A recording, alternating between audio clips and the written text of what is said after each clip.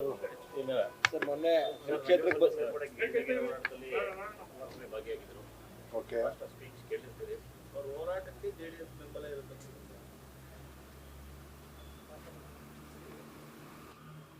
ಹೋರಾಟಕ್ಕೆ ನಮ್ಮದು ಬೆಂಬಲ ಇರ್ತದೆ. ಅವರೇ ಅಲ್ಲ, ಹೋರಾಟಗಾರರಿಗೆ ನಾವು ಸದಾ ಬೆಂಬಲ ಮಾಡ್ತೀವಿ. ಆದರೆ ಅಭಿವೃದ್ಧಿ ವಿಚಾರದಲ್ಲಿ ಹೋರಾಟ ಮಾಡೋದು ಯಾವ ನ್ಯಾಯ? ನೀವು KRS ಅಲ್ಲಿ ಗಂಗಾರತಿ ಮಾಡಬೇಡಿ ಅಂತೀರ, ಅಥವಾ ಇನ್ನೊಂದು ಟೂರಿಸಮ್ಮು ಪ್ರವಾಸೋದ್ಯಮ ಅಭಿವೃದ್ಧಿ ಮಾಡಲಿಕ್ಕೆ ಏನಾದರೂ ಹೊಸ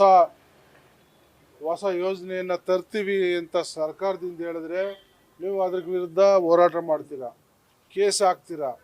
ಯಾಕೆ ರೈತರ ಮಕ್ಕಳು ಉದ್ಯೋಗ ಮಾಡೋದು ಬೇಡವಾ? KRS ಅಭಿವೃದ್ಧಿ ಆದರೆ, ಅಲ್ಲಿ ಆರತಿ ಶುರುವಾದರೆ ಅಥವಾ ಇನ್ನೊಂದು ಪಾರ್ಕ್ ಶುರುವಾದರೆ ನಮ್ಮ ಜಿಲ್ಲೆಯ ಸಾವಿರಾರು ಯುವಕರಿಗೆ ಕೆಲಸ ಸಿಗ್ತದೆ. ನಮ್ಮ ಸ್ಥಳೀಯರು ಸಣ್ಣ ಪುಟ್ಟ ವ್ಯಾಪಾರ ಮಾಡುವಂಥ ಸಾವಿರಾರು ಜನರಿಗೆ ಜೀವನ ಕಟ್ಕೊಳ್ಳೋಕೆ ಅವಕಾಶ ಆಗ್ತದೆ. ನೀವು ಯಾಕೆ ಹೋರಾಟ ಮಾಡೋದು? ಅಂಥವಕ್ಕೆ ಹೋರಾಟ ಮಾಡೋದು. ನಿಮಗೆ ಅಡಚಣೆ ಆದರೆ ಹೋರಾಟ ಮಾಡಿ, ಯಾರು ಬೇಡ, ನಾವು ಬೆಂಬಲ ಕೊಡ್ತೀವಿ. ಒಳ್ಳೆಯದಕ್ಕೂ ಅಭಿವೃದ್ಧಿ ಆಗೋದಕ್ಕೂ ಹೋರಾಟ ಮಾಡ್ತೀನಿ ಅಂತೀರಾ. ಯಾರಿಗೂ ಒಂದಷ್ಟು ಉದ್ಯೋಗ ಸಿಗ್ತದೆ, ನಮ್ಮ ಜಿಲ್ಲೆ ಜನರಿಗೆ ಜೀವನ ಉಪಯೋಗ ಆಗ್ತದೆ ಅಂದರೆ ಅದಕ್ಕೂ ಹೋರಾಟ ಮಾಡ್ತೀರಿ ಅಂತೀರಾ. ಹೋರಾಟ ಮಾಡ್ತೀವಿ ಅಂದರೆ ಏನು ಬೇಕಾದ್ರೂ ಮಾಡ್ಬೋದಾ ನಿಮ್ಮ ಇಷ್ಟ ಬಂದಂಗೆ? ಎಲ್ರಿಗೂ ಇವ್ರು ಬೆಂಬಲ ಕೊಟ್ಬಿಡ್ತಾರಾ? ಹಾಂ, ಏನೋ 50,000 ಜನ ಕರ್ಕೊಂಡೋಗಿ ಪಾದಯಾತ್ರೆ ಮಾಡ್ತಾರಂತೆ ಬೆಂಗಳೂರಿಗೆ. 50,000 ಜನ ಪಾದಯಾತ್ರೆ ಮಾಡಲಿ ಇವರು. ಬೆಂಗಳೂರು ಭಾಳ ಹತ್ರ, ಡೆಲ್ಲಿಗೆ ಹೋಗಲಿ, ಸ್ವಲ್ಪ ಎಕ್ಸಸೈಜ್ ಆಗ್ತದೆ, ಆರೋಗ್ಯ ಇನ್ನು ಸ್ವಲ್ಪ ವೃದ್ಧಿ ಆಗ್ತದೆ. ಬೆಂಗಳೂರು ಭಾರಿ ಹತ್ರ ಇದೆ. ಇವರೇನು ಇಲ್ಲಿ ಬಂದು ಉಪದೇಶ ಮಾಡೋ ಅವಶ್ಯಕತೆ ಇಲ್ಲ. ಇವರ ಮುಖ್ಯ ಪ್ರಧಾನಮಂತ್ರಿಗಳು, ಈ ದೇಶದ ಪ್ರಧಾನಮಂತ್ರಿಗಳು ಏನು ಹೇಳ್ತಾರೆ, ಹಳ್ಳಿಗಳು ನಗರೀಕರಣ ಆಗಬೇಕು, ಅಭಿವೃದ್ಧಿ ಆಗಬೇಕು ಅನ್ನುವಂಥದ್ದು ಮೋದಿಜಿಯವರು ಹೇಳ್ತಾರೆ. ಅದೇ ಸಂಪುಟದ ಇವರು ಸಚಿವರು ಇಲ್ಲಿ ಬಂದು ಹಳ್ಳಿ ಉಳ್ಕೋಬೇಕು, ಇದಕ್ಕೆ ನಾವು ವಿರೋಧ ಮಾಡ್ತೀವಿ, ನಿಮಗೆ ಬೆಂಬಲ ಕೊಡ್ತೀವಿ ಅಂತಾರೆ. ಏನು ಇವ್ರದ್ದು ಉದ್ದೇಶ? ಏನು? ರಾಜಕೀಯ. ಇಲ್ಲಿ ಯಾರು ಬೇರೆ ರೈತರ ಮಕ್ಕಳು, ಬಡವ್ರ ಮಕ್ಕಳು, ಇನ್ನೊಬ್ಬ ಒಕ್ಕಲಿಗರ ಮಕ್ಕಳು ಹೆಸರು ಮಾಡಬಾರ್ದು, ಯಾರು ಬೆಳಿಬಾರ್ದು, ಇವ್ರ ಕುಟುಂಬನೇ ಇರಬೇಕು.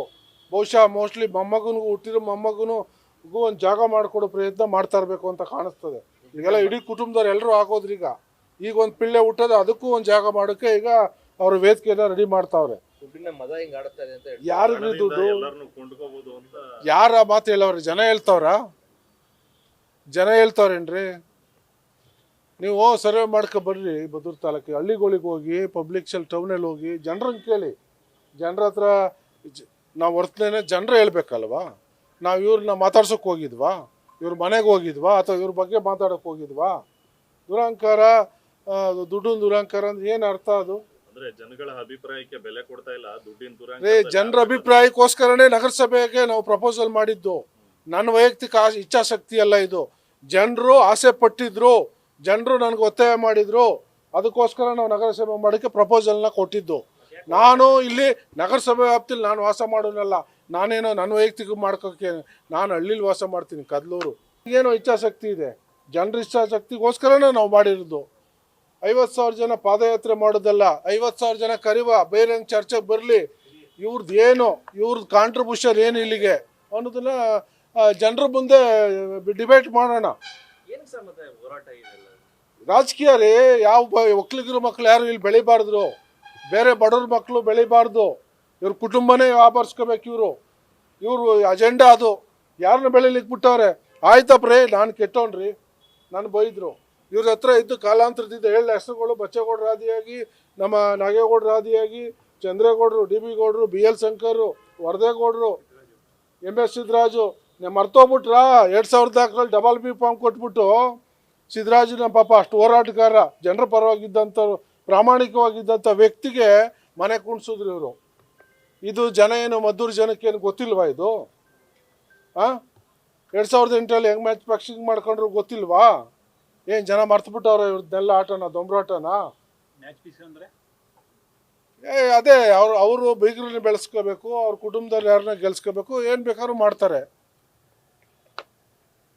ನಮ್ಮ ಮೇಲೆ ಏನು ಇವರು ಬ್ರಹ್ಮಾಸ್ತ್ರ ಮಾಡೋದು? ನನಗೇನು ಇದೇ ಬದುಕಾ? ನನಗೆ ರಾಜಕೀಯ ಬದುಕಲ್ಲ.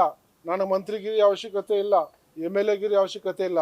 ಜನ ವಾಲಂಟ್ರಿಯಾಗಿ ನನ್ನ ಚುನಾವಣೆಗೆ ನಿಲ್ಲಿಸಿ ಗೆಲ್ಸಿದ್ದಾರೆ.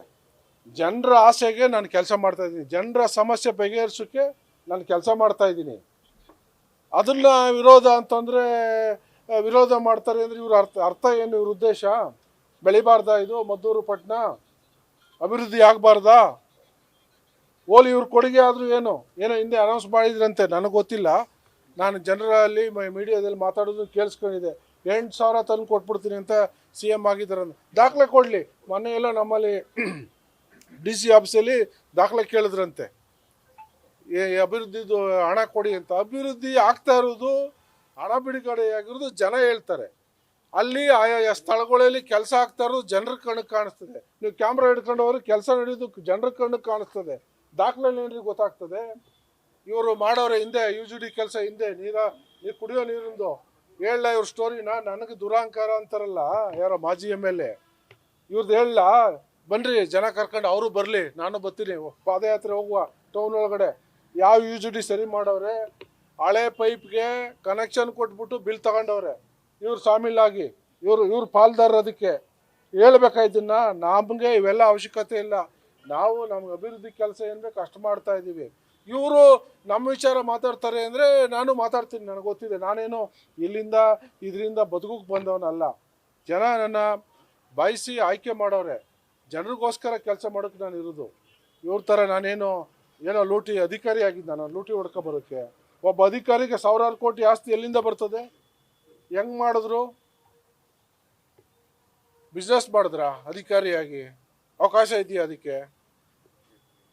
ನಮ್ಮನ್ನ ದುರಹಂಕಾರಿ ಅಂತಾರೆ. ಇವ್ರು ಮಾಡಿರೋ ಕೆಲಸಗಳು ಹೇಳಲ್ಲ ನಾನು, ಬಿಚ್ಚೋದು ಇಷ್ಟಿದೆ, ನಾವೇ ಟೈಮ್ ಯಾಕೆ ವೇಸ್ಟ್ ಮಾಡ್ಕೋದು ಅಂತ ನಾವು ಅವ್ರ ಬಗ್ಗೆ ನಾವು ಮಾತಾಡಲ್ಲ. ಕುಟುಂಬಕ್ಕೋಸ್ಕರ ನೀವು ಟಾರ್ಗೆಟ್ ಆಗ್ತಾ ಇದ್ದೀರಾ ಸರ್? ಅವ್ರ ಕುಟುಂಬ ಹೌದ್ರಿ. ಕುಟುಂಬ ಒಂದು, ಅವ್ರಿಗೆ ಏನಂದ್ರೆ ಯಾರು ಇಲ್ಲಿ ಬೆಳಿಬಾರ್ದು. ಅವರ ಅಣ್ಣನ ಮಕ್ಕಳನ್ನೇ ಅವ್ರು ಸಹಿಸ್ಕೋದಿರೋರಿ. ನನ್ನಂತವ್ರನ್ನ ಬಡವ್ರ ಮಕ್ಕಳು ಸಹಿಸ್ಕೋತಾರ ಇವರು? ಅವ್ರ ಅಣ್ಣನ ಮಗನ ಜೈಲು ಹಾಕ್ಸ್ಬಿಟ್ರಲ್ಲ. ಯಾಕೆಂದ್ರೆ ಇವ್ರ ಮಗ ಗೆದ್ದಿಲ್ಲ, ಜನ ತಿರಸ್ಕಾರ ಮಾಡಿಬಿಟ್ರು. ಅವ್ರ ಅಣ್ಣನ ಮಕ್ಕಳು ಪಾಪ ಎಲ್ಲದರಲ್ಲೂ ಗೆದ್ಬಿಟ್ಟಿದ್ರು. ಇವರೇ ಕ್ರಿಯೇಟ್ ಮಾಡಿ ಅವನ್ನ ಒಳಗೆ ಕಳಿಸಿದ್ರು. 100ಕ್ಕೆ 100 ಅವರೇ ಕಾರಣ. ಹೌದು, ಇವರೇ CD ಬಿಡಿಸಿದ್ದು, ಇವರೇ ಕೇಸ್ಗೆ ಯಾವುದು ಸಹಾಯ ಮಾಡಿದ್ರೆ, ಇವರು ಮಾಜಿ ಪ್ರಧಾನಿಗಳು ಮನಸ್ಸು ಮಾಡಿದ್ರೆ ಒಂದು ಎಂತೆಂಥವ್ರೋ ಜೈಲಿಂದ ಈಚೆ ಬಂದರು, ಬಿಡಿಸ್ಕೊಂಬರ್ಬೋದಿತ್ತಲ್ಲ. ಇವರು ಮಗ ಸೋತ್ಬಿಟ್ಟ, ಇವ್ರ ಮಗ ಮೇಲ್ ಬರಲಿಲ್ಲ ಅಂದ್ಬಿಟ್ಟು ಈಗ ಅದನ್ನ ಮುಖಾಂತರ ಪಾದಯಾತ್ರೆ ಮಾಡಿಸ್ತಾರಂತೆ.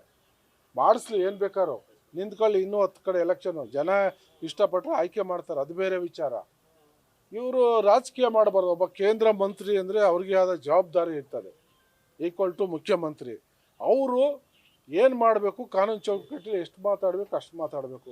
ಇಲ್ಲಿ ಬಂದು ಜನನ ಪ್ರಚೋದನೆ ಕೊಟ್ಬಿಟ್ರೆ ಏನು ಅದೇನು ದೊಡ್ಡ ಸಾಧ್ಯನಾ? ಓಲಿ ಏನು ಮಾಡವ್ರೆ? ಬೇಡ ರೀ ಇವರು. ಇಲ್ಲ, ನನ್ನ ಫೋನ್ ಎಲ್ಲ ಇದೆ ಕಾರಲ್ಲಿ. 5 ನಿಮಿಷ ಚುಟ್ಕಿ ಹೊಡಿಗಿದ್ರೆ ಮೋದಿಯವ್ರಿಗೆ ಹೇಳಿ 5 ನಿಮಿಷಕ್ಕೆ ಮೇಕೆದಾಟು ಯೋಜನೆನ ನೀವೆಲ್ಲ ಸಾಕ್ಷಿ ಇದ್ದೀರಾ ಈ ಮಾತಿಗೆ? ಹೌದಾ ಇಲ್ವಾ? ಹೇಳಿಲ್ವಾ? 5 ನಿಮಿಷ ಮೋದಿಯವ್ರಿಗೆ ಹೇಳಿ ಮೇಕೆದಾಟು ಯೋಜನೆ ಸ್ಯಾಂಕ್ಷನ್ ಮಾಡ್ತಿದ್ದೆ ಅನ್ನೋದು ನಿಮ್ಮ ಹತ್ರ ಇದೆಯಲ್ವಾ? ಇಲ್ಲ ಅಂದ್ರೆ ನಾನು ಕೊಡಿಸ್ತೀನಿ, ನನ್ನ ಹತ್ರ ಇದೆ.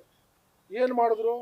ಇವತ್ತು DK ಶಿವಕುಮಾರ್ ಅವರು ಕೋರ್ಟ್ ಮುಖಾಂತರ ಅದನ್ನು ಪ್ರಾಜೆಕ್ಟ್ ಮಾಡಲಿಕ್ಕೆ ಒಪ್ಪಿಗೆನ ತಗೊಬಂದಿದ್ದಾರೆ, ಸೂಚನೆ ತಗೊಂಡು ಬಂದಿದ್ದಾರೆ. ಅವರು ಒಕ್ಕಲಿಗರಲ್ಲಿ ಒಬ್ಬ ಮುಖ್ಯಮಂತ್ರಿ ಆಗ್ಬಿಡ್ತಾರೆ ಅಂತ ಅವ್ರ ಕಾಲ ಹೇಳೋ ಪ್ರಯತ್ನ ಇವ್ರು ಮಾಡ್ತಾವ್ರೆ. ಅದಕ್ಕೆ ಅಭಿವೃದ್ಧಿಗೆ ಜನರಿಗೆ ನೀರು ಕೊಡೋಕ್ಕೆ ಸಹಕಾರ ಇವ್ರು ಮಾಡ್ತಾ ಇಲ್ಲ. ಅವರು ಇಷ್ಟು ವರ್ಷ ಮಾಡಿದ್ದು ಏನೂ ಇಲ್ಲ, ಶೂನ್ಯ. ಹೋಗ್ಲಿ, ಇಷ್ಟು ವರ್ಷದಲ್ಲಿ ಈಗ ಗೆದ್ದು ಮಂತ್ರಿಯಾಗಿ ಎಷ್ಟು ಟೈಮ್ ಆಯಿತು? ಏನು ಮಂಡ್ಯ ಜಿಲ್ಲೆ ಕೊಡುಗೆ? ಒಂದು ಬಸ್ ಸ್ಟ್ಯಾಂಡ್ ಹಾಕ್ಬಿಡೋದು. ಯಾವ ನಿಧಿ ಅದು ಅವ್ರದ್ದು? MP ನಿಧಿ, CRSR ಅಥವಾ MPದು ಗ್ರ್ಯಾಂಟು. ಅದರಲ್ಲಿ ಒಂದು ಬಸ್ ಸ್ಟ್ಯಾಂಡ್ ಮಾಡಿಬಿಟ್ಟು ಸಾಧನೆನಾ? ಒಂದು ಬಸ್ ಸ್ಟ್ಯಾಂಡ್ ಮಾಡಿಬಿಟ್ಟು ಬೋರ್ಡ್ ಹಾಕ್ಬಿಟ್ರೆ ಅದೇ ಒಂದು ದೊಡ್ಡ ಸಾಧನೆನಾ? ಏನು ಮಾಡೋರು ಈ ಜಿಲ್ಲೆಗೆ? ರೈತರಿಗೆ ಏನು ಕೊಡುಗೆ? ಹೋರಾಟಕ್ಕೆ ಬೆಂಬಲ ಅಂತಾರಲ್ಲ, ಇಷ್ಟು ವರ್ಷ ಹೋರಾಟ ಮಾಡಿ ಏನ್ರಿ? ಒಂದು ಥೈಲ್ಯಾಂಡಿಗೆ ನೀರು ಕೊಡ್ಸೋಕ್ಕಾಯ್ತಾ ಇಷ್ಟು ವರ್ಷದಲ್ಲಿ? ನೀವು ಒಂದು ನಾಲೆ ಆಧುನೀಕರಣ ಮಾಡಿಸಿದ್ದೀರಾ? ಏನು ನಿಮ್ಮ ಕೊಡುಗೆ ಏನಂತ ಬನ್ನಿ, ಜನರ ಮಧ್ಯಕ್ಕೆ ಬನ್ನಿ. ಅಲ್ಲೆಲ್ಲ ಮೀಡಿಯಾದಲ್ಲಿ ಮಾತಾಡ್ಬಿಟ್ಟು ಹೊಟ್ಟೋಗ್ಬಿಡೋದೆಲ್ಲ ತಪ್ಪಿಸ್ಕೊಂಡು ನಾನು ಇಲ್ಲೇ ಇರ್ತೀನಿ ಹಳ್ಳಿಲಿ. ಇವ್ರು ಯಾವ ಹಳ್ಳಿಗಳು ಬಂದವ್ರೆ, ನೋಡ್ಕೊಂಡು ಬಂದು ಸಮಸ್ಯೆ ಕೇಳವ್ರೆ. ರೈತರ ಸಮಸ್ಯೆ ಏನು ಗೊತ್ತು ಇವ್ರಿಗೆ? ಹೋಗ್ಲಿ, ಇವ್ರು ಕೇಂದ್ರ ಸರ್ಕಾರ ಮಾಡಿದಂಥ ಯೋಜನೆ, ಈ ರೋಡು ಎಷ್ಟು ಜನ ಆಕ್ಸಿಡೆಂಟ್ ಆಗಿ ಸತ್ತವ್ರೆ? ಒಂದು ದಿವಸ ಏನಾರ ಕಷ್ಟ ಕೇಳಕ್ಕೆ ಬಂದವ್ರ? ಒಂದು ದಿವಸ ಈ ರಸ್ತೆಯಲ್ಲಿ ಬಂದು ಎಷ್ಟು ಅವ್ಯವಸ್ಥೆ ಇದೆ ಅನ್ನೋದನ್ನು ಬಂದು ನೋಡೋರ ಇವರು? ಹಾಂ, ನಾನು ಜಿಲ್ಲೆಗೆ ಕೈಗಾರಿಕೆ ತರ್ತಿದ್ದೆ, ಸರ್ಕಾರ ನಾಳೆ ತರ್ರಿ. ಇದು ಸವಾಲು. ನಾನೇ 60-70 ಎಕರೆ ಇಲ್ಲೇ ಕೊಡ್ತೀನಿ. ಸವಾಲು. ಅವ್ರಿಗೆ ತಾಕತ್ತಿದ್ರೆ ತಗೊಬರ್ಲಿ, ಉದ್ಯೋಗ ಕೊಡಲಿ ನಮ್ಮ ಯುವಕರಿಗೆ. ನಾವು ಏನು ಬೇಕಾದ್ರೂ ಸರಿ, ನಾವು ಜಾಗ ಕೊಡೋ ಜವಾಬ್ದಾರಿ ನಮ್ಮದು. ಇದು ಸವಾಲು. ಅವರು ತಾಕತ್ತಿದ್ರೆ ಅದು ಯಾವ ಕೈಗಾರಿಕೆ ತಗೊಬರ್ತಾರೆ ತಗೊಬರ್ಲಿ. ನಾನು ಮೊದಲು ಶಾಸಕರು ಭೂಮಿ ಕೊಡಬೇಕಾಗಿರೋದು ಸರ್ಕಾರ ಅಂತ ಹೇಳ್ತಾರೆ. KIDB ನಾವು ಸರ್ಕಾರದ ಭಾಗವಾಗಿದ್ದೀವಿ. ಅಯ್ಯ, KIDB ಎಲ್ಲಿಂದ ಕೊಡ್ತಾರೆ? ಸರ್ಕಾರದ ಭಾಗವಾಗಿ ಇವ್ರೇನು ತತ್ತಾರೆ ಹಂಗಾರೆ? ಇವ್ರು ಕೈಗಾರಿಕೆ ತರೋಕೆ ಇವ್ರು ಯಾರು? ಕೈಗಾರಿಕೋದ್ಯಮಿಗಳು ಕೈಗಾರಿಕೆ ಹಾಕ್ತಾರೆ. ಇವ್ರದ್ದೇನು ಪಾತ್ರ ಹಂಗಾರೆ? ಯಾಕೆ ಕೈಗಾರಿಕೆ ಮಂತ್ರಿ ಆಗೋರು ಇವರು? ಯಾರು? ಏನು ನಿಮ್ದು ಹೆಸರು ಹೇಳ್ರಿ, ನಿಮ್ದು ಯಾವುದು ಕೈಗಾರಿಕೆ ಅಂತ? ಮೂಲ ಸೌಕರ್ಯ ಕೊಡ್ತೀವಿ, ಜಾಗನೂ ಕೊಡ್ತೀವಿ. ನೀವು ಯಾವ ಇಂಡಸ್ಟ್ರಿ ತರ್ತೀರಿ, ಎಷ್ಟು ಜನಕ್ಕೆ ಉದ್ಯೋಗ ನಮ್ಮ ಜಿಲ್ಲೆಯವರು ಕೊಡ್ತೀರಿ ಅಂತ ನೀವು ಅನೌನ್ಸ್ ಮಾಡಿ. ಜಾಗ ಕೊಡಲಿಲ್ಲ ಅಂದ್ರೆ ಆಮೇಲೆ ಮಾತಾಡಲಿ, ಪಬ್ಲಿಕಲ್ಲಿ ಬರಲಿ. ಇನ್ನೂ ಹೆಚ್ಚಂದ್ರೆ ನಾನು ಹೇಳಿದ್ನಲ್ಲ, ಡಿಬೇಟಿಗೆ ಬರಲಿ, ಚೆನ್ನಾಗಿ ಕರಿವ. ಜನನ ಪಾದಯಾತ್ರೆಗೆ ಪಚೋದನೆ ಮಾಡಿ ಕರ್ಕೊಂಡು ಹೋಗ್ತೀವಿ ಅಂತಾರಲ್ಲ, ಜನನ ಕರಿವ. ಎಲ್ಲರೂ ಸೇರಿಸೋ ವ್ಯವಸ್ಥೆ ಜನನ ಡಿಬೇಟಿಗೆ ಬರಲಿ. ಜನರನ್ನು ಹೇಳಲಿ ಯಾರ ಕಾಲದಲ್ಲಿ ಏನು ಅಭಿವೃದ್ಧಿ ಆಗದೆ, ರೈತರಿಗೆ ಏನು ಅನುಕೂಲ ಆಗಿದೆ ಅನ್ನೋದು ಜನರನ್ನು ಹೇಳಲಿ ಅವ್ರ ಮುಂದೆ. ನಾವು ಹೇಳ್ತೀವಿ ನಮ್ಮ ದಾಖಲೆ ಸಮೇತ ಕೆಲಸನ, ನಮ್ಮ ಸರ್ಕಾರದ್ದು. ಇವರು ಆಗಿದ್ದ ಕಾಲದಲ್ಲಿ ಏನು ಮಾಡೋರೇನೋ ಅದನ್ನು ಹೇಳಲಿ. ಇಲ್ಲಿ ಬಂದ್ಬಿಟ್ಟು ಭಾವನಾತ್ಮಕ ಮಾತಾಡ್ಬಿಟ್ಟು ಜನರನ್ನ ಮರಳು ಮಾಡಿಬಿಟ್ಟು ಓಟ್ ತಗೊಂಡು ಗೆದ್ಬಿಡಂಗ ಅಭಿವೃದ್ಧಿ ಮಾಡೋದು. ಅಭಿವೃದ್ಧಿ ಮಾಡೋಕ್ಕೂ ಆಸಕ್ತಿ ಇರಬೇಕು, ಛಲ ಇರಬೇಕು, ರೈತರ ಕಷ್ಟ ತಿಳ್ಕೊಂಡಿರ್ಬೇಕು. ಬರೀ ಭಾಷಣದಲ್ಲಿ, ಪೇಪರಲ್ಲಿ, TV ಹೇಳ್ಬಿಟ್ರೆ ಆಗಲ್ಲ. ಪ್ರಾಮಾಣಿಕವಾಗಿ ತೋರಿಸ್ಲಿ, ಅವ್ರು ಕೆಲಸ ಮಾಡಿ, ಆಮೇಲೆ ಮಾತಾಡಲಿ ಅವರು. ರೀ ಬರೀಲಿ ರೀ, ಯಾರಿಗೆ ಬೇಕಾದ್ರೂ ಪತ್ರ. ಏನು ನಗರಸಭೆ ಆಗಿ ಏನಾರು ಆಸ್ತಿ ಬರ್ಸ್ಕೊಂಡಿದ್ದೀವೇನ್ರಿ? ನಗರಸಭೆ ಆಗಿಬಿಟ್ಟು ನಾವು ರೈತರ ಆಸ್ತಿ ಬರ್ಸ್ಕೊಂಡಿದ್ದೀವ? ಅವ್ರ ಓಟ್ ನಕ್ಕನ ಮತದಾನದ ಹಕ್ಕು ಕಿತ್ಕೊಂಡಿದ್ದೀವ? ನಗರಸಭೆ ಅಭಿವೃದ್ಧಿಗೋಸ್ಕರ ಈ ರಾಜ್ಯದಲ್ಲಿ ಬೇಕಾದಷ್ಟಾಗಿದೆ, ಮದ್ದೂರು ಒಂದೇ ಆಗಿಲ್ಲ. ಮತ್ತೆ ಏನು ತೊಂದರೆ ರೇ? ನಾನು ರಿಯಲ್ ಎಸ್ಟೇಟ್ ಮಾಡೋಕ್ಕೆ ನಾನು ಬೆಂಗಳೂರಿಂದ ಬಂದು ಇಲ್ಲಿಗೆ ಬಂದಿರೋನು. ಬೆಂಗಳೂರಲ್ಲಿ ಬೇಕಾದಷ್ಟು ಕೋಟಿಗಟ್ಟಲೆ ನಡೀತದೆ. ಗೆದ್ಲಿಗೆರಲ್ಲಿ ಎಷ್ಟು ಭೂಮಿಗೆ ಬೆಲೆ ಎಷ್ಟಿದೆ? ಏನು ಲಾಭ ಸಿಗ್ತದೆ ನಮಗೆ? ಬೆಂಗಳೂರಿಗಿನ್ನ, ಬಾಂಬೆಗಿನ್ನ, ಇನ್ನೊಂದು ಗೋವಾಗಿನ್ನ, ಇನ್ನೊಂದು ಸ್ಟೇಟ್ ಸಿಟಿ, ದೊಡ್ಡ ದೊಡ್ಡ ಸಿಟಿಗಿನ್ನ ಗೆದ್ಲಿಗೆರಲ್ಲಿ ರಿಯಲ್ ಎಸ್ಟೇಟಿಗೆ ಲಾಭ ಸಿಗುತ್ತಾ? ಇವ್ರ ರಾಜಕೀಯಕ್ಕೆ ನನ್ನ ಮೇಲೆ ಇವರು ಅಪವಾದ ಮಾಡೋಕ್ಕೆ ಏನು ಸಿಗ್ತಾ ಇಲ್ಲ. ಇದೊಂದು ಅಸ್ತ್ರ ಹಿಡ್ಕೊಂಡು ಅವ್ರಿಗೆ ಸ್ವಲ್ಪ ಪೀಡು ಮಾಡ್ಕೊಂಡು, ದಿನನಿತ್ಯ ಊಟ ಹಾಕ್ಸ್ಕೊಂಡು, ನನ್ನ ವಿರುದ್ಧ ಅಲ್ಲಿ ಧಿಕ್ಕಾರ ಕೂಗಿಸ್ಕೊಂಡು ಅವ್ರು ಯಾರಿಗೋ ಹೇಳ್ಕೊಂಡು ಕಳ್ಸೋರು. ಈಗ ತಾನೇ ನನ್ನ ಮೊಬೈಲ್ ನೋಡ್ಕೊ ಬಂದೆ. ನಾನು ಹಂಗಂತೆ ನಾನು ಓಡೋಗಿದ್ನಂತೆ ಊರ್ಬಿಟ್ಟು, ಮತ್ತು ಇನ್ನೇನು ನನ್ನ ಬಗ್ಗೆ ವೈಯಕ್ತಿಕವಾಗಿ ಏನೋ ಬಿಚ್ಚಿಡ್ತಾರಂತೆ. ಏನಿದೆ ವೈಯಕ್ತಿಕವಾಗಿ? ನಾನು 3 ಮದುವೆ ಆಗಿದ್ದೀನ? 3 ಮದುವೆ ಆಗಿದ್ದೀನಿ ಅಂದರೆ ನನ್ನ ರಿಯಾಲಿಟಿ. ನಾನು ರೈತನ ಮಗ, ಹಳ್ಳಿಯವನು. ನಾನು 3 ಮದುವೆ ಆಗಿಲ್ಲ. ನನ್ನ ಹತ್ರ ಸಾವಿರಾರು ಕೋಟಿ ಆಸ್ತಿ ಇಲ್ಲ, ಏನೂ ಇಲ್ಲದೆ ಹಳ್ಳಿಲಿ ಬಂದ್ಬಿಟ್ಟು ಇವತ್ತು ನನ್ನ ಹತ್ರ ಏನು ಕೋಟ್ಯಾಂತರ ರೂಪಾಯಿ ಕಾರ್ಗಳಿಲ್ಲ, ಅಥವಾ ಅವ್ರ ಥರ ಏನು ಹೆಲಿಕಾಪ್ಟರ್ ಯಾರ್ದೋ ಫ್ಯಾಕ್ಟ್ರಿ ಹತ್ರ ಇಸ್ಕೊಂಡಿಲ್ಲ. ಅಲ್ಲಿ ಯಾವುದೋ ಎಲ್ಲ ಆರೋಪ ಬಂತಲ್ಲ, ಭೂಕಬಳಿಕೆ ಮಾಡ್ಕೊಂಡವ್ರು, ಅಂಥ ಆರೋಪ ನನ್ನ ಮೇಲೆ ಇಲ್ಲ. ಯಾರೋ ಮುದುಕಪ್ಪನಿಗೆ ಹೇಳ್ಕೊಟ್ಬಿಟ್ಟು ಹೇಳಿಸ್ತಾವ್ರಲ್ಲಿ. ಆಯಪ್ಪನಿಗೆ ಏನು 2 ಪ್ಯಾಕೆಟ್ ಕೊಟ್ಟವ್ರು, ಏನು ಕೊಟ್ಟವ್ರೋ ಹೇಳ್ಕೊಟ್ಟಿದ್ದು ಹೇಳ್ತಾವನು ಪಾಪ ಹಳ್ಳಿ ಮನುಷ್ಯ. ಅವ್ರಿಗೇನು ಗೊತ್ತಿರ್ತದೆ? ಇವ್ರು ಹೇಳ್ಕೊಟ್ಟಂಗೆ ಹೇಳ್ತಾರೆ. 100ಕ್ಕೆ 100 ಕೊಟ್ಟೆ ಬಾಡಿಸ್ತಾ ಇರೋದು ನಾವು. ಇದೇ ಐಬಿಲ್ ನೀವೆಲ್ಲ ಇದ್ರಿ, ಸಚಿವರು ಬಂದರು, ಜಿಲ್ಲಾಧಿಕಾರಿಗಳು ಬಂದರು, CO SP ಎಲ್ಲ ಇದ್ದರು, ನಾನು ಕೂಡ ಇದ್ದೆ. ಅವ್ರು ಕೇಳ್ಕೊಂಡಾಗ ನಾವು ಹೇಳ್ದೋ ಈ ವಿಚಾರನ ಏನಾಯಿತು ಅಂತ. ಸರ್ಕಾರದ ಮಟ್ಟದಲ್ಲಿ ಅಧಿಕಾರಿಗಳ ಜೊತೆ ಆಗು ಹೋಗೋ ಬಗ್ಗೆ ನಾವು ಚರ್ಚೆ ಮಾಡ್ತೀವಿ.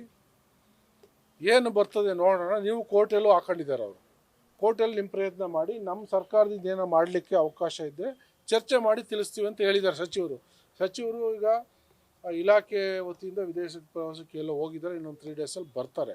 ಬಂದ ನಂತರ ಅವ್ರ ಮುಖಾಂತರನೇ ಅದೇನಿದೆ ಡೈರೆಕ್ಟ್ರು ಬರ್ತಾರೆ, ಯಾರು DMA ಡೈರೆಕ್ಟ್ರು ಬರ್ತಾರೆ. ಏನಾಗಿದೆ, ಏನು ಮಾಡೋಕ್ಕಾಗುತ್ತೆ, ಏನು ಮಾಡೋಕ್ಕಾಗಲ್ಲ, ಏನು ವಿಚಾರ ಅನ್ನೋದು ಹೇಳ್ತಾರೆ. ಅಷ್ಟಕ್ಕೆ ಇವರು ತಾಳ್ಮೆ ಇಲ್ದೇ ಕರ್ಕೊಬಂದು ಪಾದಯಾತ್ರೆ ಮಾಡ್ತಾರಂತೆ. ಇನ್ನೊಂದು ಮಾಡಲಿ.